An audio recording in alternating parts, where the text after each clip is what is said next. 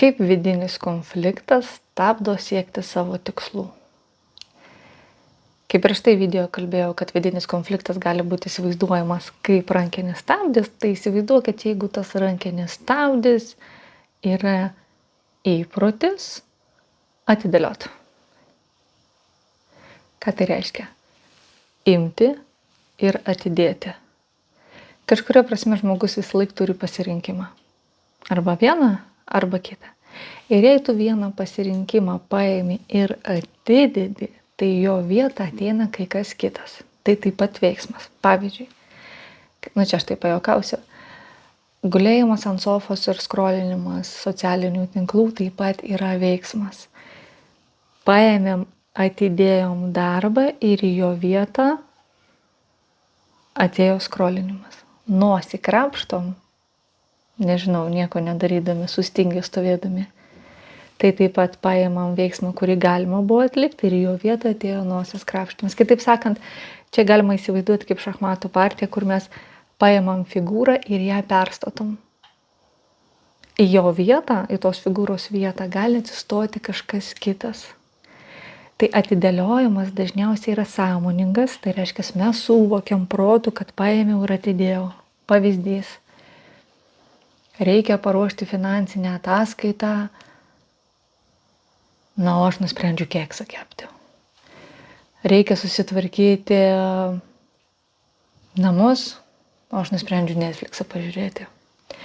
Visi, kas studijavo ir buvo studentais ir turėjo tą laiką iki sesijos, puikiai žino, kai reikia daryti, sąmoningai supranta, bet nedaro. Atidėliojimas yra savęs sabotavimas. Savęs sabotavimas yra sąmoningai suvokiu, kad neturėčiau daryti, bet darau. Arba sąmoningai suvokiu, kad neturėčiau daryti, bet darau. Reiškia, protu suvokiu, bet kažkodėl imu ir padarau kažkaip kitaip. Nors vėliau sėdžiu ir ką darau? Graužiu, saviplaka užsiemu, kaltinu, blembački reikėjo padaryti, tada nepadariau ir taip toliau ir taip toliau.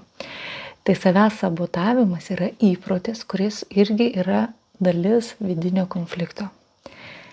Turiu judėti į priekį, o aš bats rankinį stabdį ir paimu į tą vietą, įdedu kažką kitą.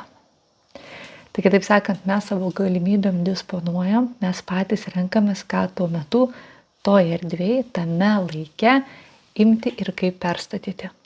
Jeigu įprantam pastumti galimybę ir jos vietą įleisti veiksmą, kuris mums tos galimybės, pavyzdžiui, neatneša, tai mes ir užpildom savo laiką tuščiais veiksmais, kitaip sakant, veiksmais, kurie neturi labai didelės prasmės arba neatneša konkretaus trokštamo rezultato. Nesakau, kad Netflixą pažiūrėti ar keksą iškepti yra blogai, bet jeigu tai darau sistemingai, kas kart, kai pajaučiu impulsą, kad reiktų padaryti kažką, ko nelabai gal noriu, tai reiškia save sabotuoju per atidėliojimą. Atidėliojimas ir savęs sabotavimas yra įprotis. Mes įprantam taip daryti. Vėlgi, kodėl, kur, kaip ir pas ką, kiekvienam tai yra individualu.